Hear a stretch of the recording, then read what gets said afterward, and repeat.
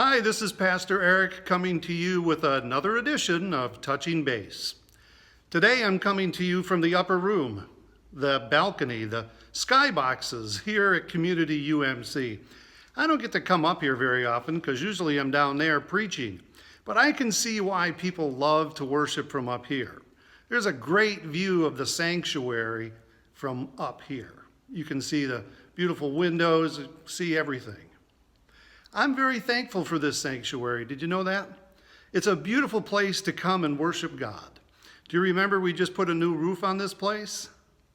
I want to thank the trustees and the finance committees, but I also want to thank you for your generous support in making that happen and in keeping not only this building, but the CDC and all of our property as a place of hospitality and warmth where people feel welcome and safe. I also want to talk a little bit about the sanctuary because it's here every week where we gather as a community of faith to worship God and to be sent out, filled with God's Spirit, to be sent out into the community. Which leads me to ask, what are some of the blessings of this church as a gathered community for which we can be thankful? I'm emphasizing gratitude and thanksgiving on purpose right now as a way to introduce an upcoming series of sermons and a stewardship emphasis that starts on October 31st. That's right, on Halloween. What we're doing is called a gratitude campaign, and I'm inviting you to come join me on the gratitude path. What I'm encouraging all of us to do, what I'm inviting all of us to do, is to count all the blessings that we have received from God and then to respond.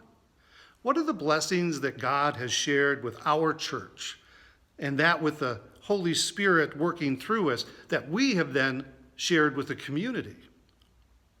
For our stewardship campaign this year, we're focusing on those blessings that God has given us and all of you, and then being invited to respond through giving back to God through our time, our talents, and our treasures. In other words, to respond to God out of gratitude for all that God has done with and for us. We're going to be using a resource guide on this gratitude path. It's the book by the same name, The Gratitude Path, written by the Reverend Kent Millard.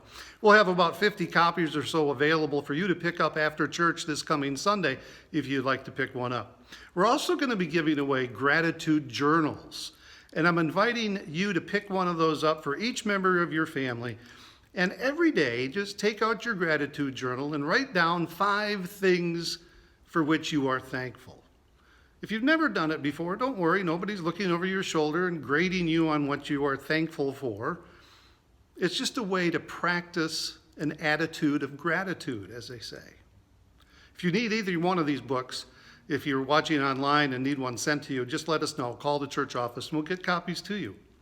And lastly, I'm going to be preaching on gratitude and thanksgiving starting October 31st and running for the next 3 Sundays, all the way through November 21st. And on November 21st, we're going to celebrate and give one great big Thanksgiving celebration to God, and then we're going to have a catered sit-down meal in the fellowship hall. More details about that will be coming in the days and weeks ahead. Speaking of gratitude, I want to take a moment right now to thank Ben and Kate Falls for all they have done to make this campaign a success. Thank you, guys. And I want to thank you. I want to thank you and you. Thank you. Thank you. Thank you for all you do and all you will be doing. And I'll see you on the gratitude path.